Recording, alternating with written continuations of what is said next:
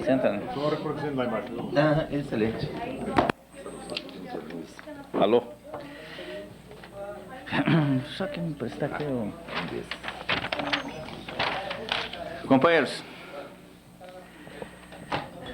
dando prosseguimento ao nosso seminário de hoje,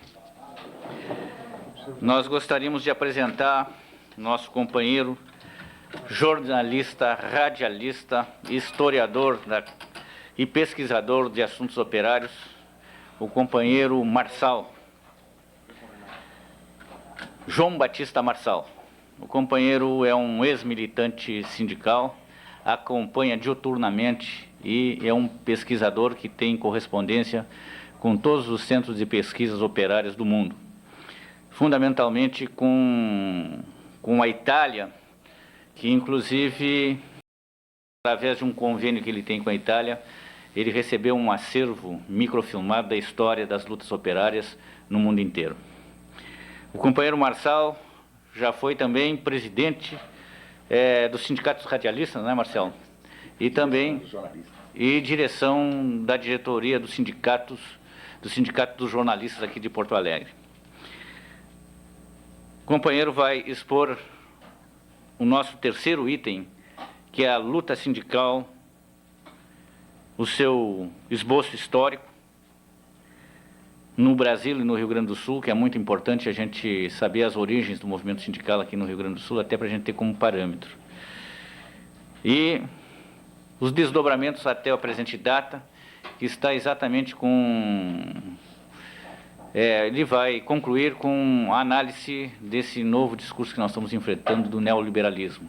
Extinção da total vinculação com o Estado, inclusive com a extinção da contribuição sindical, a nova postura do movimento sindical no país, inclusive já para a gente repensar, não é, as nossas lutas daqui para frente. O companheiro Marçal com a palavra. Ele vai fazer uma exposição de 50 a 60 minutos, sempre no nosso mesmo esquema, depois um break para um cafezinho, e o debate não é, de 45 minutos. Logo em seguida nós vamos ter a análise de conjuntura com a companheira e professora Lorena Holzmann da Silva, que eu acho que o senhor já conhece, é uma socióloga, esposa de um companheiro nosso, que também é um sindicalista, o Clóvis Eugen Fritz da Silva. Companheiro Marçal com a palavra. Se quiser usar também do quadro negro, está à disposição, a gente só faz o giro nas cadeiras. Está à tua disposição, então. Comercial do Marçal. Ele tem já vários livros editados, né? E eu vou passar depois uma lista para os companheiros que quiserem adquirir os livros para levar para o seu sindicato ou até para utilização própria. Eu vou passar uma listinha e a federação debita em conta aí, depois a gente debita em conta dos respectivos sindicatos. Nós temos a memória histórica dos socialistas gaúchos, as primeiras lutas operárias do Rio Grande do Sul e também no Rio Grande do Sul. Companheiro Marçal com a palavra. Companheiros, muito boa tarde e antes de mais nada, duas pequenas referências.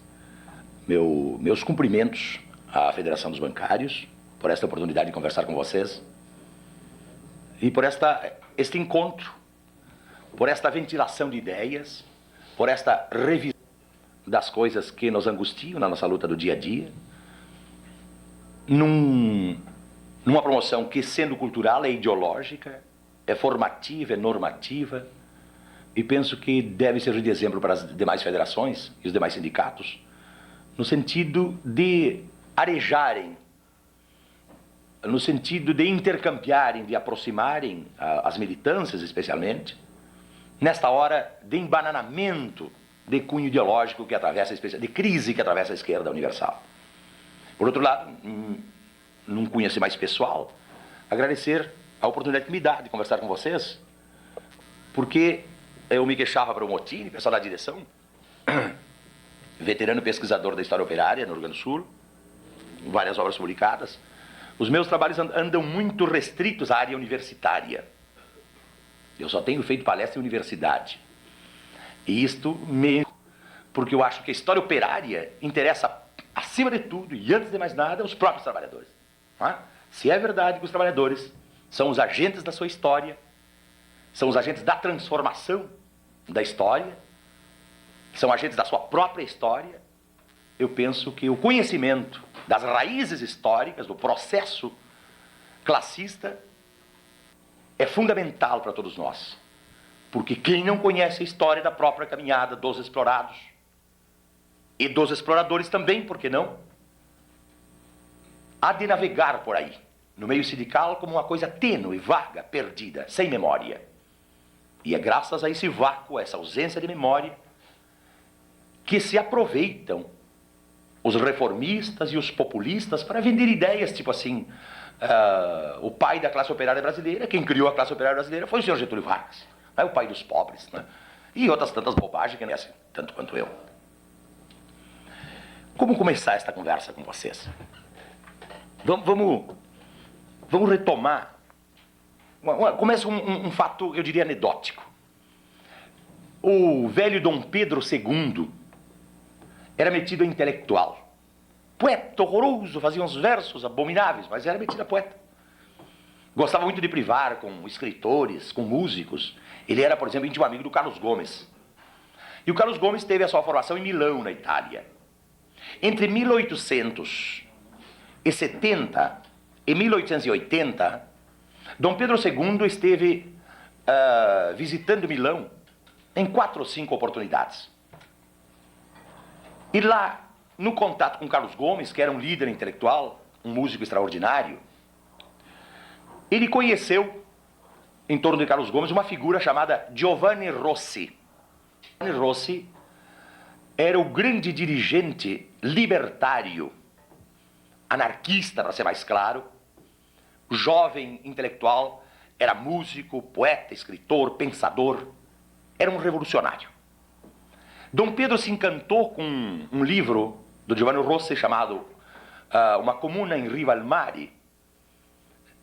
Nesse livreto, ele sonhava em trazer para o novo mundo a experiência, a prática da utopia, a busca da materialização da utopia, isto é, ele queria um pedaço de terra no novo mundo, e pregava isso no seu livro, que eu tenho na minha casa à disposição de vocês, queria no novo mundo um pedaço de terra para onde pudesse trazer, especialmente da Europa, um vasto contingente de anarquistas e tentarem fazer aqui aquilo que era o sonho dos anarquistas. Uma comunidade sem lei, sem Deus, sem pátria, sem dinheiro, sem autoritarismo, sem mandonismo, sem essas sacanagens que caracterizam a sociedade capitalista. Dom Pedro, muito babaca, deu de mão beijada para Giovanni Rossi, deu-lhe um pedaço de terra aqui na divisa Paraná-Santa Catarina, que é conhecida mundialmente como Colônia Sicília. Isso aí foi feito um filme da Rede Globo, novela, foi feito filme, peças de teatro, romance, poesias. É uma obra universalmente conhecida, a Colônia Sicília, no Paraná. O que era a Colônia Sicília? Um matagalho infernal, tinha que ser povoado aquilo lá. Dom Pedro ofereceu para os anarquistas, através desse grande dirigente que era Giovanni Rossi, ofereceu essa vastidão de terra para que eles viessem praticar a sua utopia. E entre 1880 e 1885, e as viagens eram de navio e duravam anos e anos, esses anarquistas se deslocaram e vieram aportar, graças à babaquice de Dom Pedro, vieram aportar aqui no sertão paranaense. Ali fundaram a Colônia Sicília. Tem várias obras tratando sobre isso, eu me lembro de 2. Uma do Afonso Schmidt, um historiador paulista, extraordinário, O Sonho da Colônia Sicília. E outro é Nilton Stadler de Souza, um paranaense, publicado agora há 5 anos atrás, chamada Colônia Sicília. 2 livros mestres sobre isto. Pois bem, os anarquistas se instalam e fazem ali a sua cidade. Bem dentro da utopia, do sonho libertário, do sonho anarquista. A título de curiosidade, não é isso que eu quero contar, nasceu realmente uma cidade anarquista, extraordinária. Dentro dos parâmetros mais radicais do anarquismo. E nós, os bárbaros gaúchos, destruímos essa civilização anarca, essa civilização libertária. A Revolução Federalista de 1893, os bárbaros gaúchos, e tinha, para vergonha nossa, né?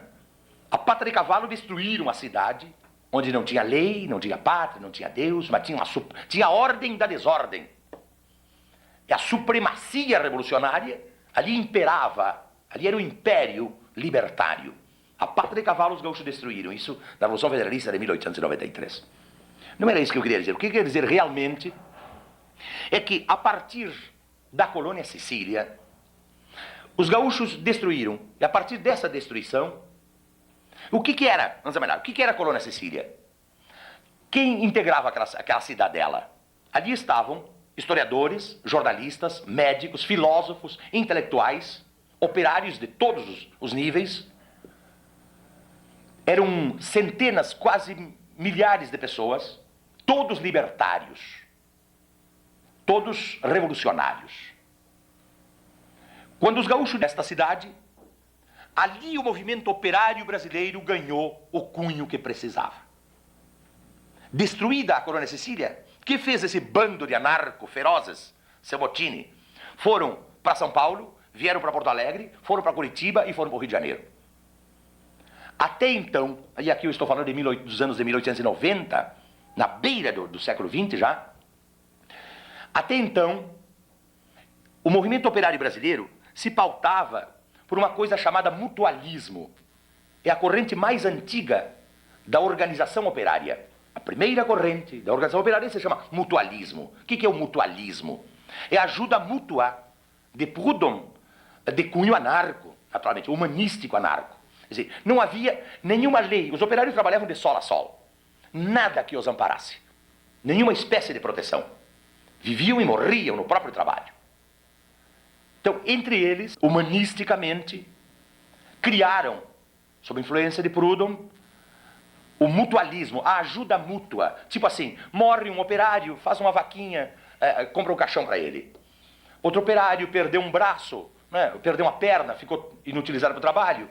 Aí os operários juntam um troquinho e dão para ele. Não é? Isto é o mutualismo, a corrente mais primitiva do movimento operário universal. E por isso mesmo brasileiro. Pois bem, nas portas do século XX, a industrialização no Brasil engatinhava, recém-engatinhava. Né? Não existe classe operária se não há industrialização. Né? O movimento engatinhava e Dom Pedro e os gaúchos, Dom Pedro faz a cidadela anarca, os gaúchos destroem a pata de cavalo, e aquele bando de dirigentes, de líderes, de doutrinadores, de pensadores, de agitadores, se espalha pelo Brasil. Aí vem o pulo. Se passa, quando entra o século XX, a história operária brasileira, até então era mutualista. A ideologia que norteava os trabalhadores, não é? Era o mutualismo. Com a chegada dos libertários, muda a face da organização operária brasileira. Aí surge o período anarco-sindicalista. Porque esses anarcos que vão para Curitiba, para o Rio, São Paulo e Porto Alegre, eles tratam de engajar-se no movimento operário. Vão fundar jornais, vão criar associações. E não mais associação de ajuda mútua, como antigamente. Aí passa a ser associações de resistência. Até a linguagem muda, né? De socorro mútuo da resistência. Vale dizer, há que resistir à sanha patronal. Né? Há que destruir, há que apossar-se dos meios de produção. Era um discurso tênue, pálido, babaca, que é o mutualismo, salta-se para um discurso radical, feroz, que os anarquistas. O século XX encontra a classe operária brasileira sob a hegemonia do movimento anarquista. Basicamente por essas figuras extraordinárias que Dom Pedro permitiu que viessem para a colônia Sicília. Aqui em Porto Alegre, a primeira vez, no Rio Grande do Sul, a primeira vez que se comemora, por exemplo, o 1º de maio, é em 1892. Um grupo que veio da colônia Sicília, era um jornalista e médico de sangue nobre italiano, chamado Colombo Leoni. Colombo Leoni era uma espécie de embaixador da colônia junto ao Brasil. Aqui em Porto Alegre ele fundou um jornal chamado L'Avvenire, que é o futuro, puxou a galera para a rua, puxou massa para. Imagina, em 1892, aqui na Praça da Alfândega, um conde, um nobre italiano chamado Colombo Leoni vai comemorar pela primeira vez o 1º de maio em Porto Alegre, com este discurso radical e feroz. Pois bem, pulamos do mutualismo para o anarco-sindicalismo.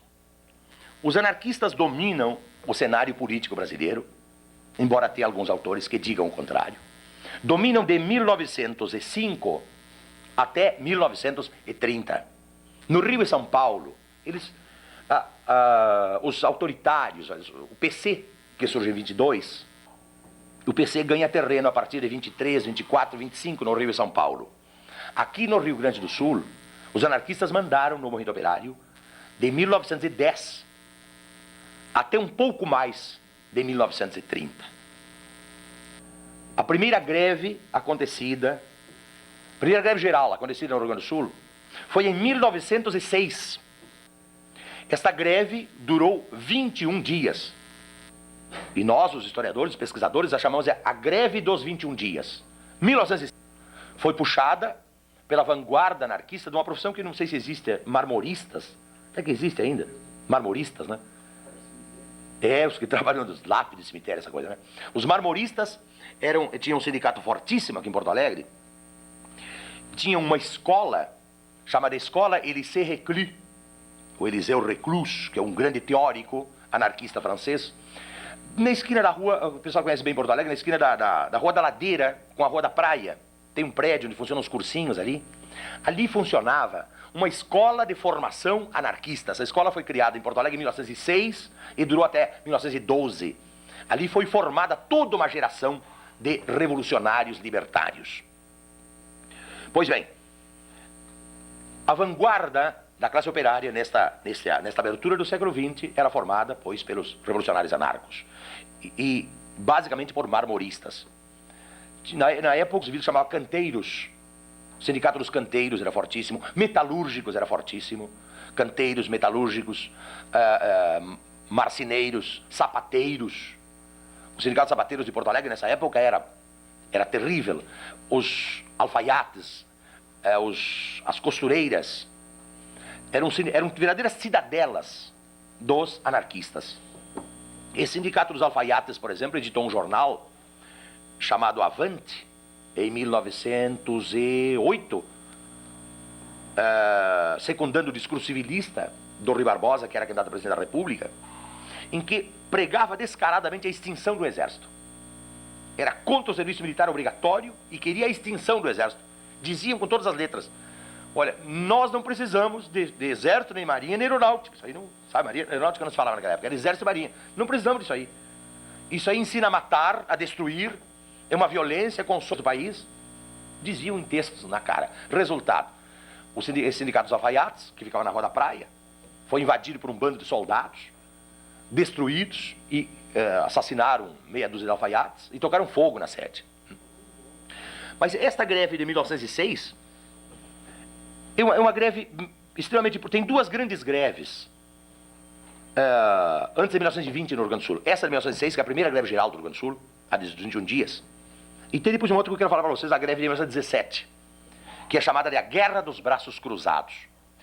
Essa de 16, essa de 1906, ela foi a primeira vez que os operários fizeram uma greve geral, consequentemente saíram à rua.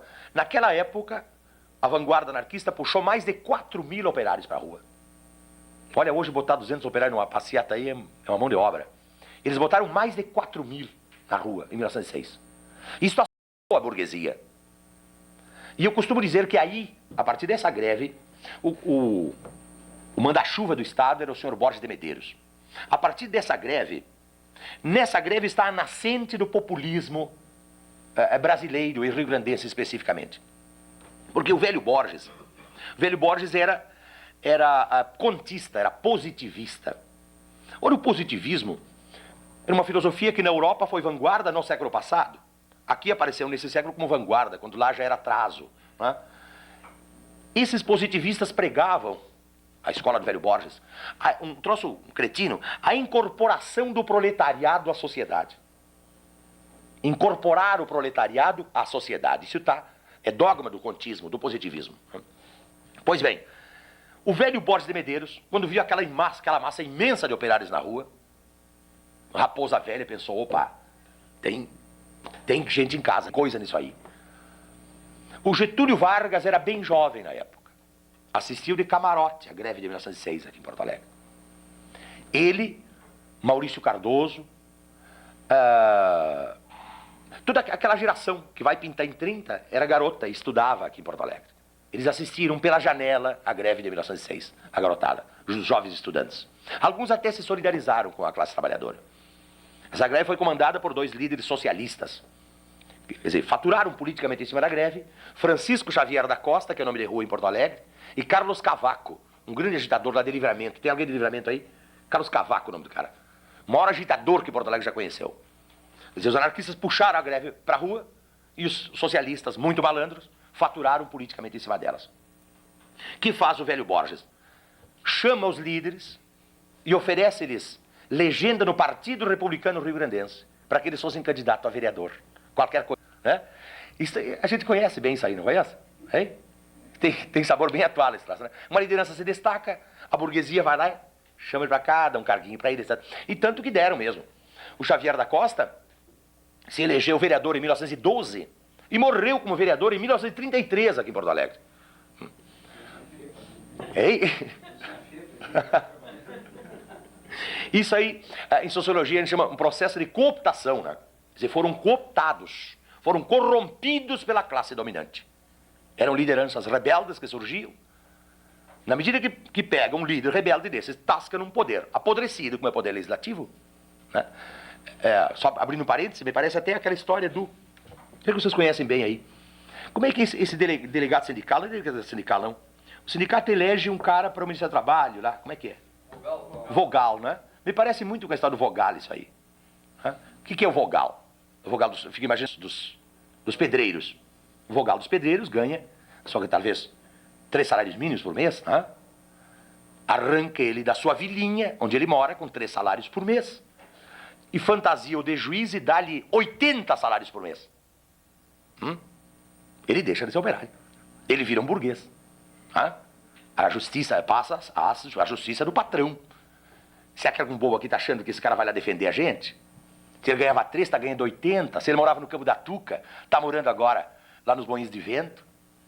Então são artimanhas que a justiça burguesa e que a política burguesa, que a burguesia, através dos seus aparelhos, já falaram sobre isso aqui, né? Usa para corromper, para apodrecer uma liderança que surge. Fecha o parênteses. Volta a falar de classe operária. Pois bem. Então vejam vocês que essa greve de 1906, a greve dos 21 dias, ela é muito importante. Porque para mim ela é a raiz do processo de cooptação da classe operária pela classe dominante. De apodrecimento da classe operária, porque essa classe operária que vinha, fora mutualista e pulara para a resistência, ela vinha num galope. O discurso deles era para não deixar pedra sobre pedra. Os anarquistas queriam enforcar os capitalistas uns com as tripas dos outros, né? Era pau puro, né? Nada a ver com o discurso do PMDB aí, por exemplo, né? Era pau puro, né? PT seria reacionário perto deles, muito reacionário. Mas, então, era óbvio, era natural que as raposas da classe dominante corrompessem essas lideranças. Corrompidas essas lideranças nos anos 10, a greve se dá em 6, nos anos 10, esses socialistas se aproximam na medida em que eles se aproximam. Eram 2 correntes fundamentais, né? De um lado o socialista e do lado os anarquistas. Na medida em que os socialistas se aproximam da classe dominante, começam a ganhar carguinhos, lapinha nas costas do velho Borges de Medeiros, a massa começa a ficar aqui com eles. Tem coisa aí, tem truta aí, qual é que é? A massa, eles perdem espaço na massa trabalhadora. E os anarcos vêm aqui, ferro na boneca. Por volta de 1910, a grande entidade de Porto Alegre se chamava FORGS, Federação Operária do Rio Grande do Sul. FORGS, essa entidade nasce com a greve geral de 1906. Federação Operária do Rio Grande do Sul. Em 1910, pelo atrelamento das lideranças socialistas da classe dominante, os anarquistas ganham terreno de tal forma que tomam conta da FORGS, a trincheira maior dos operários do Rio Grande do Sul. Federação Operária do Rio Grande do Sul. Tomam conta dessa trincheira e daí se espalham por todas as associações de trabalhadores, todas as categorias em Porto Alegre. Aí o sindicalismo no Rio Grande do Sul ganha um senhor impulso. Mais um bando de garotos, essa garotada, os anarquistas, Eles começaram, na realidade, seu trabalho aqui através de um jornal. L'Avenir, do Colombo de Leone, e tem um jornal chamado A Luta, de 1894, um ano depois da Revolução Federalista. Um grupo furioso que veio lá da colônia de Sicília, bota na rua o jornal A Luta. E nesses anos todos, olha, 1894, 1900, 1905, 1906, 1910, aquele grupo vai ampliando seus tentáculos, vai ganhando bases no movimento operário. Quando chega 1910, o discurso, os socialistas tentam frear os anarquistas, a massa está incendiada, eles são queimados e a massa passa por cima deles.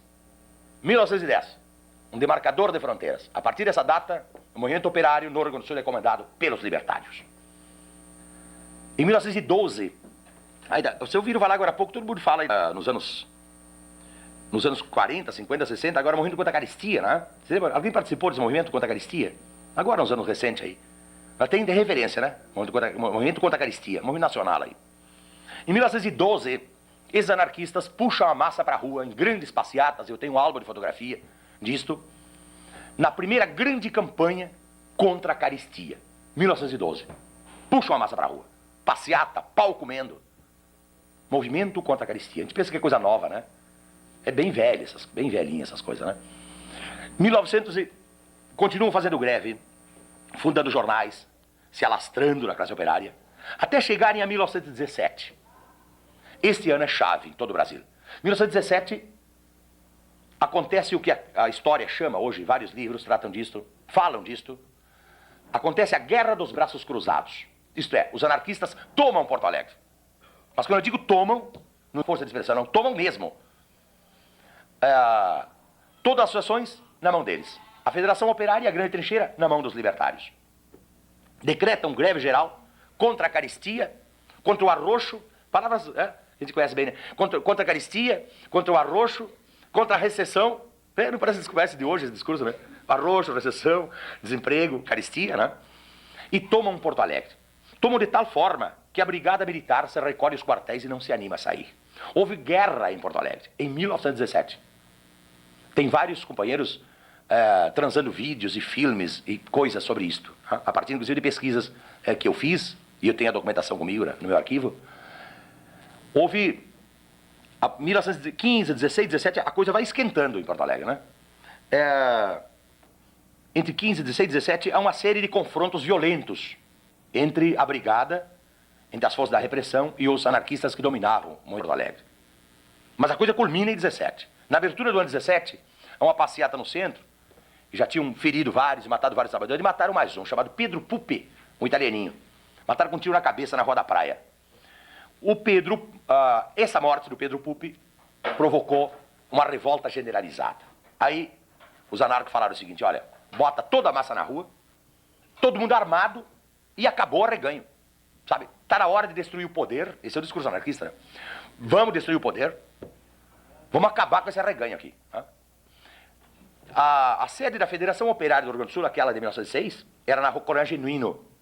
Ali eles botaram 6.000 pessoas na Colônia Genuíno e puxaram a pé, em 1917, puxaram a pé o corpo desse operário, descendo nisso que hoje é a Redenção, era Campo da Várzea, até onde é a Zero Hora, ali pertinho, aqui na Ipiranga, né? Ipiranga com a Zenha na esquina ali.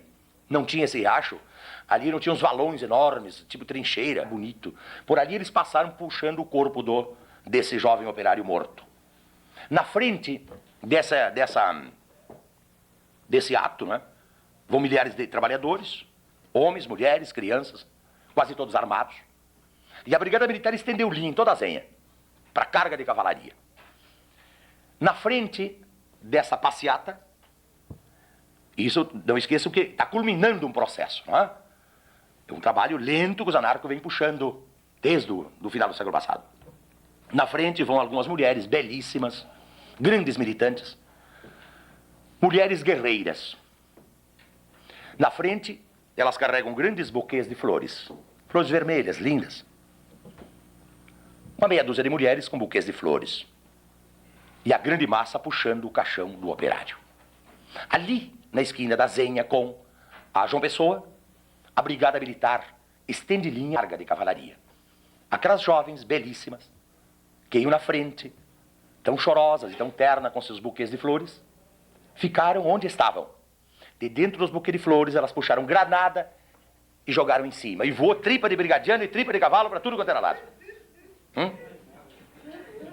Não eram mocinhas da universidade que falam bonito, não. Era mulher de guerra, mulher de pau puro. Né? Nada de né? Não era coisa de estudante, não. Era pau mesmo. Né? Ali mataram uma meia dúzia de brigadiano e eles botaram a cola entre as pernas, foram pro quartel e falaram, olha, nós não vamos mais. Tentaram mais uma carga ainda. A moçada se entrincheirou, correu eles a bala. As mulheres, a que não jogava bomba, eles tinham uma bomba de fabricação caseira, depois eu explico como é que se faz, eu sei fazer. Lá no sindicato, jogaram aquelas bombas ali. Enquanto eles tiroteavam nas trincheiras, os anarcos, as malvadas das mulheres, sabe o que elas fazem? Elas cantavam canções revolucionárias, incentivando os homens a não recuarem e não saírem das trincheiras. E a bala comendo. E elas cantando. E os maridos atirando. Os namorados, os irmãos, companheiros. Os explorados. Cantando e atirando. Os brigadianos que não são besta, repito, botaram a cola entre as pernas, voltaram pro quartel e falaram, olha, seu Borges, quer saber de uma coisa? Nós não sai mais. Esses loucos não dá para enfrentar. Resultado. No mesmo dia, o comando anarco de Porto Alegre promoveu uma Assembleia Geral, distribuiu a cidade, comandos pela cidade, baixou um decreto proibido de sair na rua, distribuiu crachás nos pontos chaves, por exemplo, para levar pão e água para Santa Casa, as carrocinhas de pão, tinha que ter o alvará, o salva-conduto, fornecido pelo comando da greve, aí, o comando anarco de Porto Alegre. Água para os hospitais, comida para as coisas, tudo. Durante uma semana, esta cidade ficou na mão dos libertários. Estou falando, senhoras e senhores, da Guerra dos Braços Cruzados de 1917. Você me diria, mas e aí? E aí, o Borges atendeu. Naquela época, o governador do estado tinha poderes para controlar a carestia. Ele baixou um decreto, atendendo os anarquistas. Baixa o preço do arroz, do leite, da carne, do pão. Baixou. Mas outra reivindicação dos anarquistas era feiras livres. É o sonho tópico de feira livre. O que é feira livre? Aí, tem em Porto Alegre, em toda parte aí, né? Feira livre.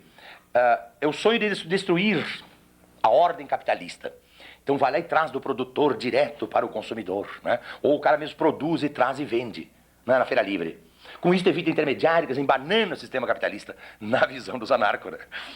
Então, exigiram feira livre. O velho Borges Medeiros mandou criar feira livre. Foi uma grande vitória.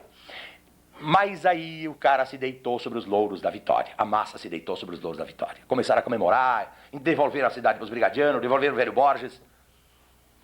Em poucos dias o pau começou a comer. Aí veio uma série de violência da mais infame. Perseguição, tortura, morte, deportação. Pegavam os líderes e jogavam lá no Uruguai, Montevidéu, Buenos Aires. Ou deportavam para o Oiapoque. Deportavam daqui para o Rio de Janeiro, a polícia estava esperando lá, já o pau comia por lá. Né? Quer dizer, tentaram desarticular, mas não conseguiram. A pau, sob a mais feroz repressão, esta moçada que tinha tomado Porto Alegre. Logo adiante vem um outro momento importante da história operária brasileira e do Rio Grande do Sul, que é a fundação do Partido Comunista. Né? O PC surge em 1922, no Rio de Janeiro, fundado por um grupo de ex-anarquistas. Tem uma foto famosa, foto de fundação do Partido Comunista no Rio de Janeiro, vários livros tem aí, né? Ali tem um gaúcho, inclusive, no meio ali. Depois eu tenho um textinho que quero ler para vocês, sobre os reflexos da Revolução Russa no Rio Grande do Sul. Um caso muito específico aí. Pois bem, aí se dá um conflito ideológico. Né? De um lado, os comunistas diziam que os anarquistas se limitavam às instâncias econômicas da sociedade, que as suas lutas eram meramente economicistas. E esse discurso, fundamentado em Lenin e outros teóricos marxistas, esse discurso dá sustentação e faz o Partido Comunista Brasileiro caminhar, a partir de 1922. Mas aqui no Rio Grande do Sul eles levam chumbo. Aqui, antes de 1930, eles não conseguem deitar raízes. Os anarquistas aí foram extremamente autoritários. De donos das entidades operárias, fala, não, comunista não pega aqui, não vai levar. Sabe? Até 30 os comunistas não conseguem penetrar no movimento operário gaúcho. No Rio de Janeiro, a partir de 1925, eles correm os anarquistas a pau dos sindicatos. Em São Paulo, eles vão de pau para tirar os anarquistas dos sindicatos. No Rio e São Paulo eles conseguem. Aqui, não. Aqui a força rebelde era muito grande. Até porque aqui tinha uma salada, eu chamo de uma salada racial muito interessante. Aqui tinha alemão,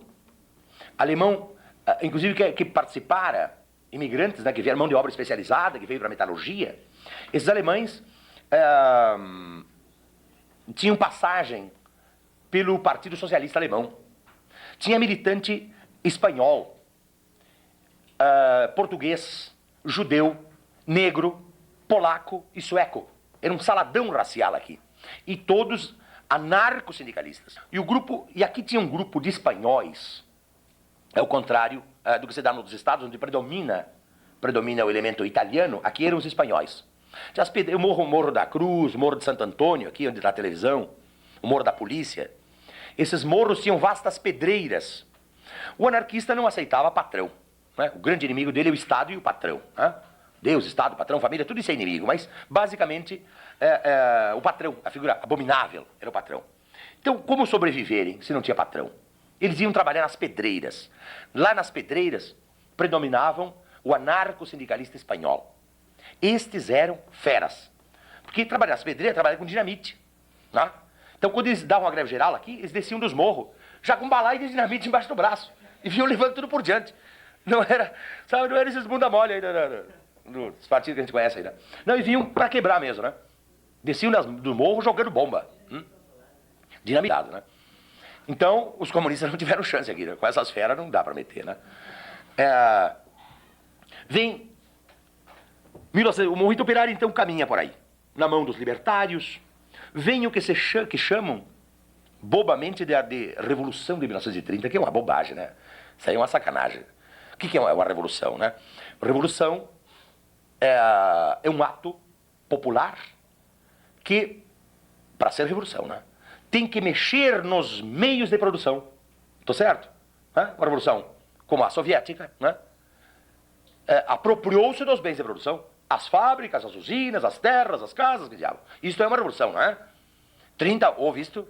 Claro que não. 30 não foi revolução porcaria nenhuma. 30 foi uma reorganização, uma malandragem da classe dominante, né? Muito malandra. Só davam os burgueses de Minas Gerais, com queijo, o café paulista, né? E os latifundiários gaúchos tinham que entrar nesse bolo, qual é que é? Só paulista e mineiro se adiantar? Como é que é, né? As forças emergentes, as nossas forças sociais, que ganham nova coloração, porque a burguesia brasileira, na realidade, ela ganha, eu penso, com um rosto, um perfil, a partir de 1922, né? Das revoluções tenentistas. O que era a revolução tenentista daquelas, né? Era uma oficialidade jovem do exército, né? Ganhando bem. Eram jovens burgueses que queriam espaço na sociedade, né? Então, esta burguesia ascendente aliada a um grande grupo de jovens industriais brasileiros, de um lado a burguesia, a pequena indústria brasileira, vão fazer a dita Revolução de 30, que foi uma reordenação das forças de dominação capitalista, né? O que acontece em 30? Os anarquistas não deram bola para a coisa, né? Os comunistas também, em todo o Brasil. O movimento de 30 passou e os comunistas deixaram a banda passar. Os comunistas e os anarquistas, a classe operária, que uma coisa é falar de dirigente, outra coisa é falar de classe operária. A classe operária não teve nada a ver com a dita Revolução de 30. Absolutamente nada. Nada a ver, né? E olha, teria tudo a ver, eu vou abrir um parênteses aqui. Teria tudo a ver se o Prestes não fosse o grande saco de erros que foi, né? O grande e maravilhoso Luiz Carlos Prestes. Mas ele cometeu cagadas fantásticas.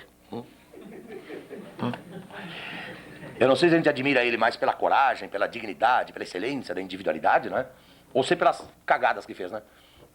Quer ver uma coisa? Esse golpe de opereta que foi a dita Revolução de 30, que a classe operária ficou de lado, os organizadores do golpe de 30 foram chamar o Luiz Carlos Prestes lá. Ô Prestes, trouxeram aqui no Palácio Piratini. Prestes é o Getúlio Vargas, o Góes Monteiro, o Oswaldo Aranha, o Borges, esse outro velhote aí, o Flores da Cunha, né? Chamaram, olha, que o grande nome em 30, o grande nome era o comunista Luiz Carlos Prestes, né? Olha, nós vamos fazer uma revolução, então é o grande nome, queremos te entregar o comando militar. Sim, não, gostava do bom, camarada, do bom. Entregou o comando para o Prestes. Né? E aí o Prestes comete a primeira grande cagada da vida dele. Deu uma libelosada, saltou para da extrema esquerda. Não, eu só aceito o comando se eu possa fazer uma revolução operária, camponesa, não sei o quê. Tem que dar terra para os camponeses, tem que expropriar, tem que enforcar os latifundiários. Cercado de latifundiário aqui no palácio. Queria fazer tudo isso. Pirou, velho. Hã? Resultado. Não assumiu o comando. Imagina se esse velho tivesse assumido o comando aí. Depois fuzilava meia dúzia daqueles. Hein? Sim, queriam entregar. Porque ele, com Prestes na cabeça, seria um passeio. Né? Como, aliás, foi um passeio com Getúlio e a tropa dele. Né? Mas com o Prestes seria um passeio muito mais fácil. Né? Que ele era uma legenda em toda a América já. Né? Ele já era o Cavaleiro da Esperança. Era um homem que tinha feito a maior caminhada militar na história moderna. Ainda hoje, o mundo inteiro estuda a trajetória de Prestes, que começa aqui nas missões e percorre todo o Brasil, né? Assombrando o sertão brasileiro. Né? Então teria sido... A história teria tido, eu acho, que um outro destino, né? Se o Prestes tivesse aceitado aquele comando e não tivesse radicalizado na hora errada. Mas eu mantenho ainda esse parênteses meio compridinho. Logo depois, então Prestes joga fora essa chance. 5 anos depois, numa avaliação errada da realidade, e vocês transaram aí o papo de análise de conjuntura, né? Em 35, Prestes comete outra grande, suprema burrice. Os comunistas avaliaram a realidade, não. As condições estão postas, está maduro. Vamos fazer agora a grande revolução operária e camponesa. Aí fizeram, sabe o quê, em 35? Uma quartelada. Foi uma quartelada. A classe operária, o Partido Comunista puxou a quartelada de 35, e a classe operária ficou de lado, não teve nada a ver com isso. E os comunistas falavam em fazer a revolução operária, camponesa, estudantil, sei lá mais o quê. Né? Outro erro terrível de Prestes, né? Outro erro, eu volto a falar da classe operária. Aliás, não pode falar da classe operária sem falar em Prestes, porra. Né? Tá certo, né? Outro erro, aí o Prestes sai dali, essa cagada que ele fez em 35 justificou o Estado Novo que veio em 37, não é? O arroxo feroz, a ditadura infame de Vargas de 37. Infame, compadre. Vai pra cadeia, sofre horrores. Tratado como um cão imundo. Ele vegetou, apodreceu sob as torturas mais miseráveis na prisão de Vargas, nas prisões do Estado Novo. Pega uma mulher dele, Olga Benário Prestes, grávida, entrega para a Gestapo para morrer nas câmaras de gás da Alemanha. E sabe o que acontece? Em 45, Prestes sai da cadeia, se abraça ao Getúlio Vargas e vem para o famoso comício do Pacaembu dizendo queremismo, queremos Getúlio, queremos Getúlio. Puta que pariu, vai cometer erro assim na casa do diabo, né? Por favor, né? Hein? Por favor, né? Que barbaridade, né? Então é muito erro em cima de um corpo só, né? Mas não pensem... Estou falando não pense que eu tenha algum desrespeito para a memória do Prestes, né? Eu acho uma figura encantadora, fantástica, das maiores que a América já deu. Mas, infelizmente, a nível de classe operária, ele fez só essas cagadas aí, né? Uma atrás da outra, né? Aliás, a última coisa... Deixa pra lá. Eu ia dizer que ele estava agarrado com Brizola no Rio de Janeiro, mas isso eu não vou dizer. Não é verdade. Esqueçam isso aí que eu ia dizer. É muita bobagem. Pois, bueno. Retomando, então. Vem o golpe de 30. O que acontece aqui no Rio Grande do Sul? Os anarquistas tinham sido extremamente autoritários, não permitindo que os comunistas se acampassem no Rio Grande do Sul. Não deram nenhum espaço para eles. Vem o golpe de 30, Getúlio Vargas, logo a seguir, cria uma coisa fantástica. Ministério do Trabalho, Indústria e Comércio. Botou num balaião. Trabalhadores, empresários, indústria e comércio, fez aquele saco de gato. A classe operária, nos primeiros anos depois de 30, a classe operária brasileira estava minada de anarquistas e de comunistas. E o Getúlio não é besta. A grande raposa burguesa tem que achar uma saída aí. Vem 31, vem 32 e o pau comendo.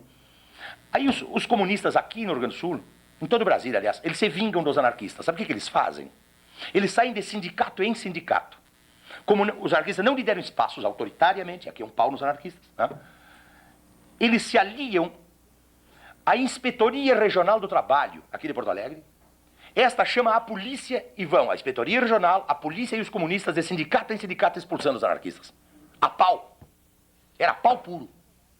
Se vingam, bem vingadinhos, né? Mas olha, quando eu digo vingança, eu estou fazendo uma brincadeirinha. Mas sabem o que isso na realidade significa? Nasceu aí o atrelamento do sindicalismo brasileiro. Hein, Samotini? Aí, exatamente nesse instante. Nessa aliança, nessa santa aliança que faz o Partido Comunista nos anos 30 com o senhor Getúlio Vargas, com a Inspetoria Regional do Trabalho, atrelando todos os sindicatos. Nasce a lei do sindicalismo obrigatório. Os sindicatos eram obrigados, tá? Policialescamente, a pertencer a esse sindicato, a essa coisa heterogênea que era esse ministério. E os comunistas se prestam para isso. Eles atrelam, sindicato por sindicato. Tiram os anarquistas a pau e atrelam o sindicato. Com atestado de ideologia e tudo. Atrelam o Ministério do Trabalho, Indústria e Comércio. Pois bem. Ainda nesta conjuntura, como fica a classe operária, então? Getúlio no poder, Ministério do Trabalho, Indústria e Comércio, apoio desse cara. Getúlio nem pediu. Os comunistas ofereceram apoio. E saíram dando apoio para a política oficial, política trabalhista oficial do caudilho no poder. Getúlio pensa assim, olha, esses comunistas estão crescendo muito. Os anarquistas estão aí ainda, que diabo. Não dá, eu tiro o poder dos anarquistas, dou para os comunistas. Também não é isso. O que faz a raposa? Em 1933, Getúlio Vargas tem uma reunião com um jovem padre aqui de Porto Alegre, que vocês conhecem bem, que tinha participado até do golpe de 30. O padre Vicente Scherer, esse combativo companheiro Vicente Scherer, faz uma reunião combativo. Hein? Sim, 30. Ele foi capelão da Revolução de 30. Esse velho incomoda há muitos anos, meu filho. Não nasceu agora, não. Continua, comandante. Tá na Santa Diretor da Santa Casa agora. Quer morrer bem, vai lá. Pois bem, Getúlio pensou o seguinte: para correr anarquista e comunista, eu tenho que amelhar com a Santa Madre Igreja. Tá aí a solução. A Santa Madre Igreja. Na cidade de Pelotas, tinha um padre chamado Leopoldo Brentano. Velho Leopoldo Brentano. Ele é o criador... Tem alguém de Pelotas aí? Tem. O Leopoldo Brentano. Tem um time de Pelotas. Lá, Pelotas é o berço do circulismo católico. Porque a presença do catolicismo no movimento operário não é novo, não. Em Minas Gerais, nos anos 20, já a Santa Maria Igreja tinha corrida anarquista e comunista do meio operário. Lá eles tinham tomado. Em São Paulo tinha alguma força muito pequena. Em Estados do Norte tinha alguma força relativa também. Minas era a grande força católica no meio operário. O Leopoldo Brentano codifica isto em 1933 e funda uma coisa chamada Círculo Operário. Já desde os anos 20, os padres tentavam a sua fatia nesse bolo aí. Falei, nós queremos, né? Temos que chegar nesse pedaço aí. O Leopoldo Brentano funda, trazem a ideia para Porto Alegre, e dessas coisas eu trato, vou fazer para o comercial aqui, ó. Isso eu trato demoradamente nesse meu livro aqui, hein? Da história do Círculo Operário. Tem um texto aqui chamado Ascensão e Queda do Círculo Operário no Rio Grande do Sul. Traz a experiência para Porto Alegre, Dom Vicente Scherer se apercebe da coisa, faz uma reunião com Getúlio Vargas, e Getúlio está aí. Tira esses revolucionários, me alio com a Santa Madre Igreja. Meninos, entre 1933 e 1937, chegou a 1000 o número de círculos operários no Brasil. O Correio do Povo, todos os dias, abria páginas e páginas para o Correio do Povo. Para o Círculo Operário. Por quê? Claro, era a ordem da classe dominante. Incentivem a igreja. Com isso nós livramos de anarco e de comuna. E que era esse Círculo Operário? Não me esqueçam que a partir de 33, 34, 35 surgem as galinhas verdes. Surge o integralismo. Mussolinesco. Pois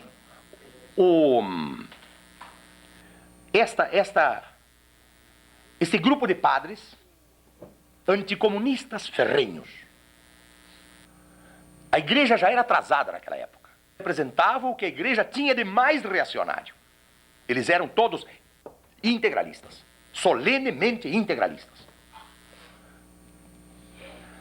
E aí então Getúlio se alia com a Santa Madre Igreja, com os integralistas, tira anarquista e comunista, entra os integralistas no meio, quer dizer, a extrema direita, o extremo da extrema direita, e a classe operária vai navegar como um joguete nas mãos da Santa Madre Igreja. Porque esses círculos operários tiveram muita força em todo o Estado.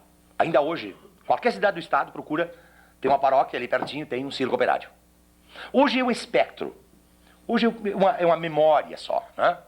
Mas nos anos 40 e 50, o círculo operário mobilizava milhares e milhares de trabalhadores em cada cidade do Estado.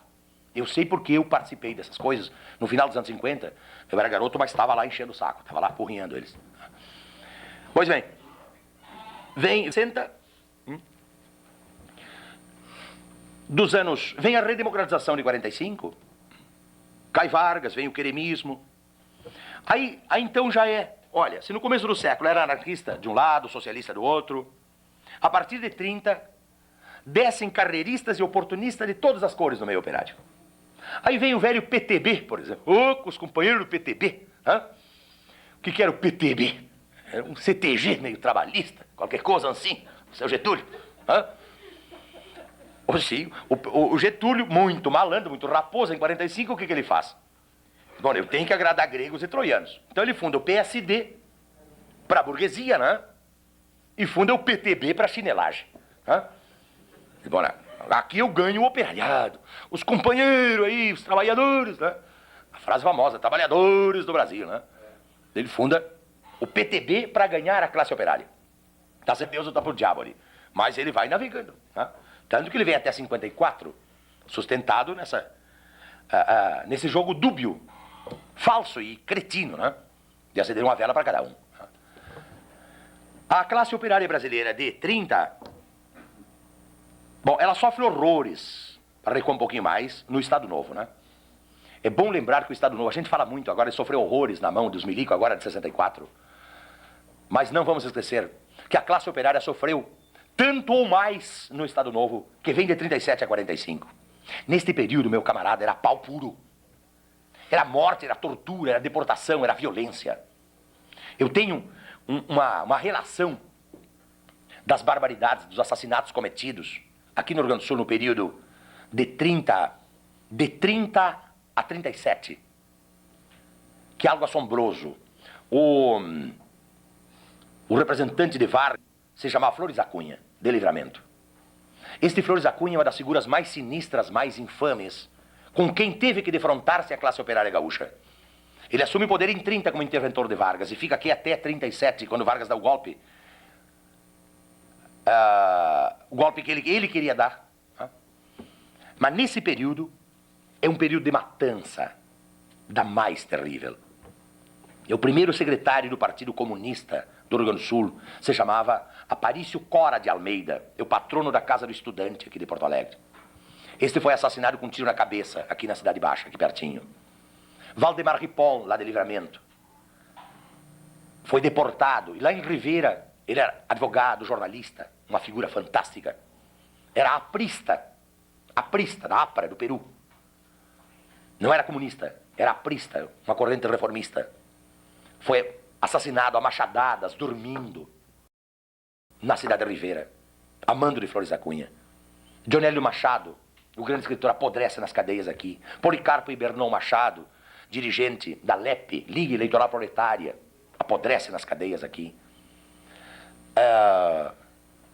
Mário Couto, que foi o primeiro secretário. Mário Couto, para vocês bancários, eu chamar a atenção disso para o Motini.